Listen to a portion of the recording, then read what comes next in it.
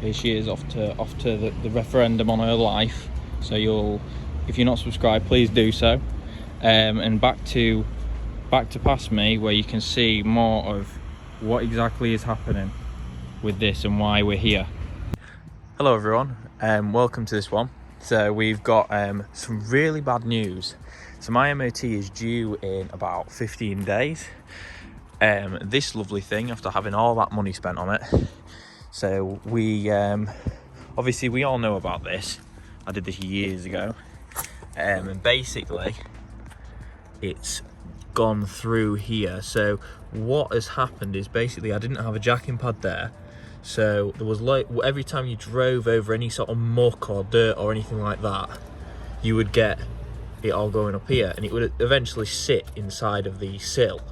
See, that's all more or less solid. It's gone through there. So yeah, and that needs to be sorted out as well. Anyway, so the disgustingness would sit in there, and then obviously because you can't get out the rear, it would rot through. So that's what's happened with my car. So as you can see, this is the worst bit. It has gone completely through on here. However, the inner sill is still good. Up there, however, as you can see as I pull at that is not good, really not good. So of course still got a bit where I kissed a bollard when I was on holiday, all them many years ago.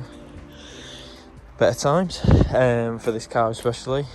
It's quite sad really, because I'm hoping it's not going to cost too much money. That is obviously fixable, but it's really not something I wanted to deal with.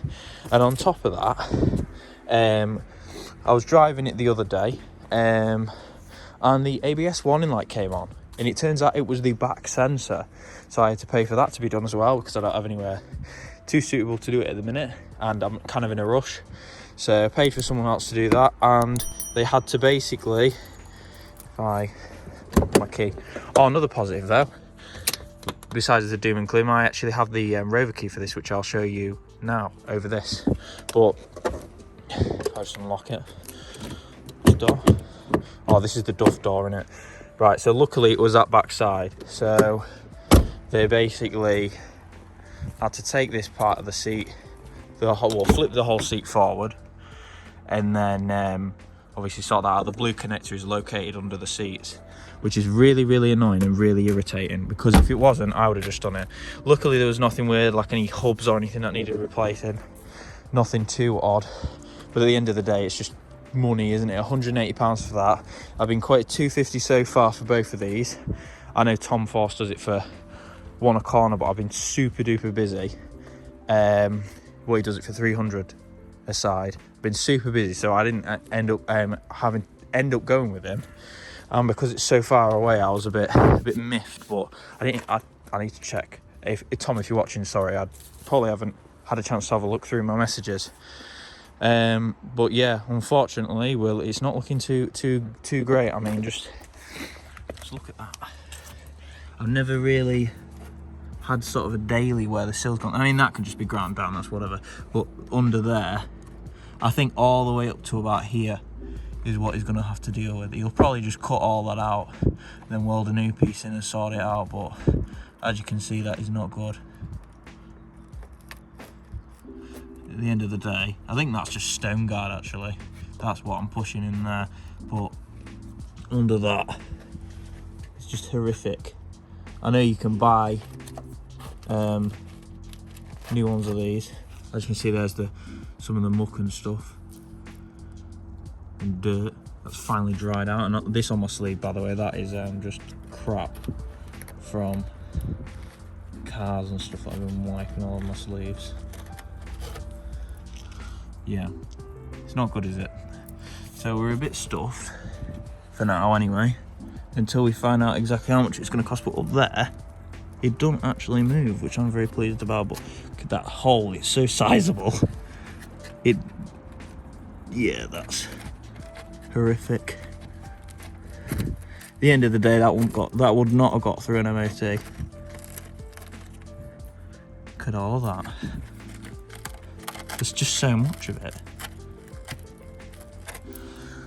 Horrific, innit? The front is not as bad though. So I'll just go back to the front. I know I'm ruminating on this, but I'm quite gutted about it. The front ain't too bad. Oh, it is.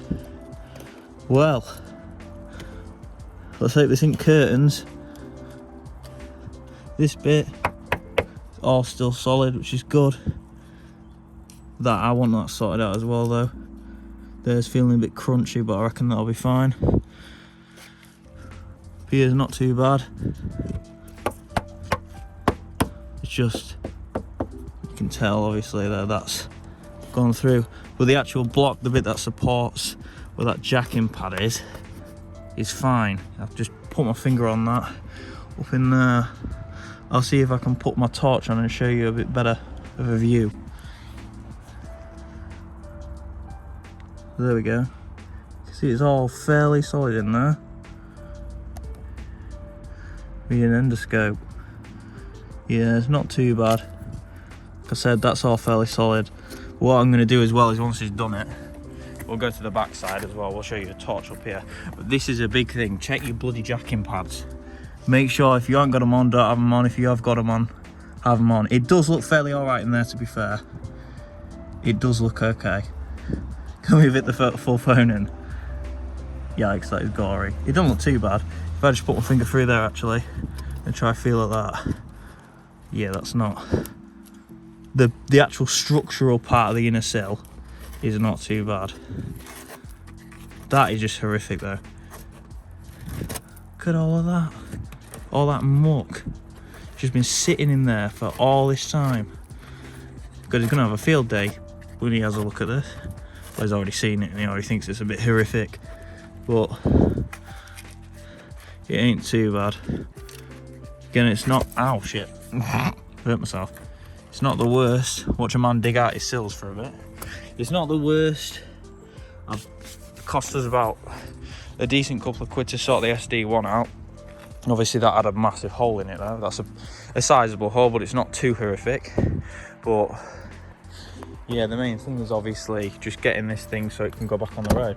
It's a real shame actually after I've sort of spent all this money, especially on the engine work. I mean, if we come and look in here, I've got a more in-depth video when this hopefully gets back on the road. Leaves, autumn stuff.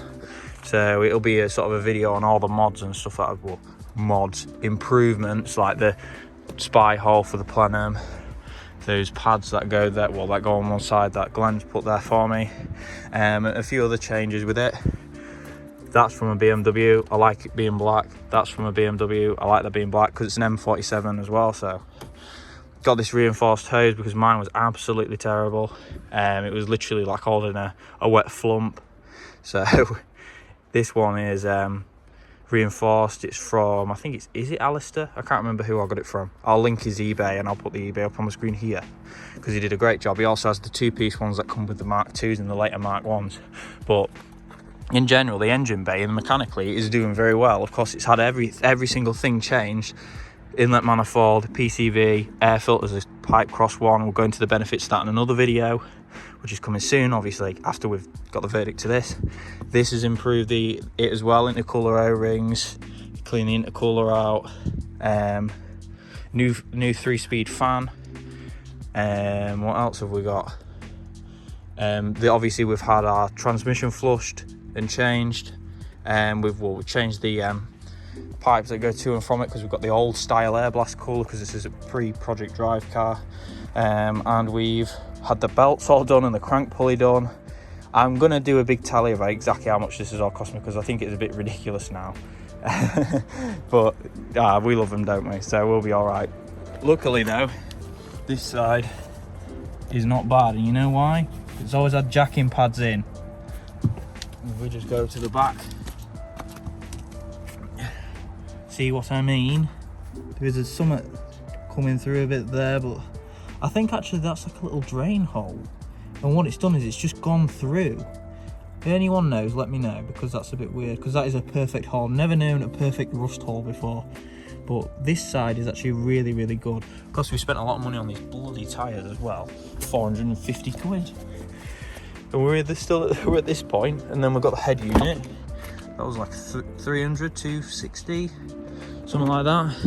Oh no, though, she's a really, really nice car and it drives like an absolute dream. So you'll join me, hopefully, with the verdict to this. But if you're not subscribed and you want to see more, do subscribe, because, goddamn, I'm in a lot of pain financially. No, I'm joking. We'll get through it. But yeah, it's just another one of them things. You kind of expect it with these cars, but not after you buy a 45 quid key, which is obviously the one with the Rover logo. And I've even got, just to add to the brilliance of me spending stupid money on stupid crap.